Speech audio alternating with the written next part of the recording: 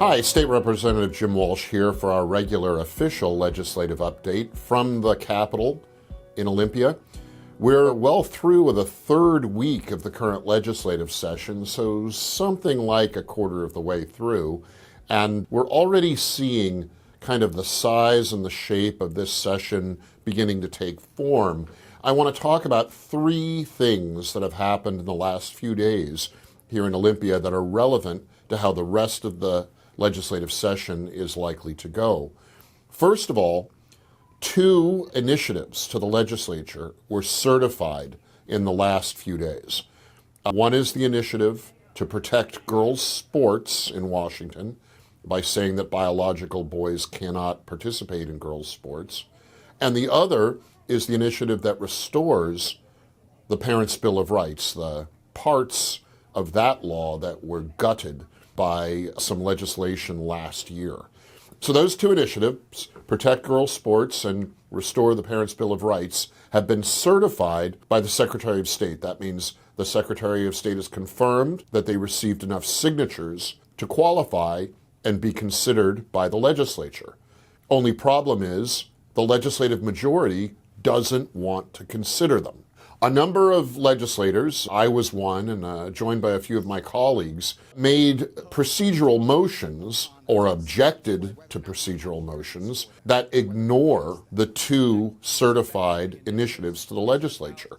That happened on the floor of the House of Representatives, and the votes didn't go our way. The Speaker of the House and kind of standing behind her, the state Senate leader, both are determined that the initiatives will not even receive hearings during this legislative session. Now, Article 2, Section 1 of the Washington State Constitution says that initiatives that have been certified by the State Secretary of State and delivered to the legislature shall receive precedence over other business of the legislature. Historically, and by tradition, that means at least the initiatives receive a public hearing, even if they don't receive a vote by the legislature. Unusually, this session, the Speaker and the Majority Leader in the State Senate have said they're not even going to offer a public hearing to the two initiatives. Unusual, arguably unconstitutional. Nevertheless, the initiatives will go to the people for a vote in November, but some of us who support the initiatives are going to continue to press for at least a public hearing on them during this legislative session.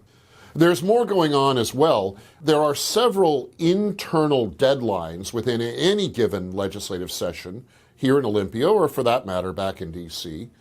And one of the deadlines here in Olympia is coming up pretty quickly. That is the House of Origin policy cutoff. That means a bill that's going through either the State House or the State Senate has to have been voted out of its committee, its policy committee, by said deadline.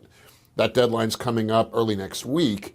I have one bill that looks like it may meet the deadline. That's my House Bill 2235 that extends privacy protections currently offered to people who apply for concealed pistol licenses to the new, but not yet in place, permit to purchase a firearm, a policy that's just taking effect here in Washington State. It was an oversight on those who support the permit to purchase that they didn't extend the protections to personally identifiable information that currently exist when you apply for a concealed pistol license to this new permit. So my bill will extend those privacy protections, an essential protection for people in Washington State.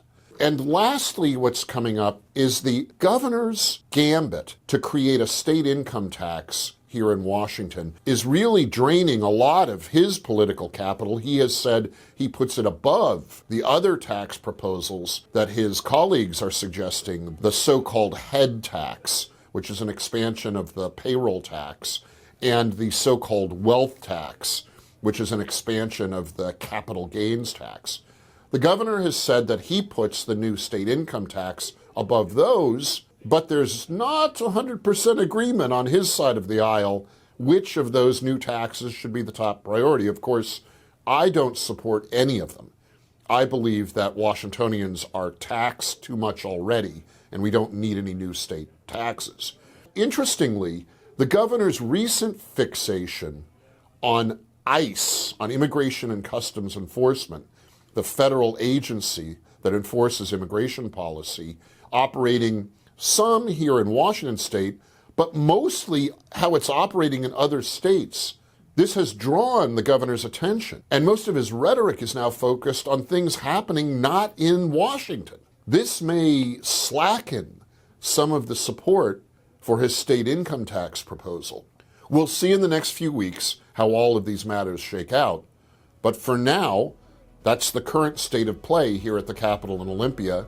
Until next time, be well and stay strong.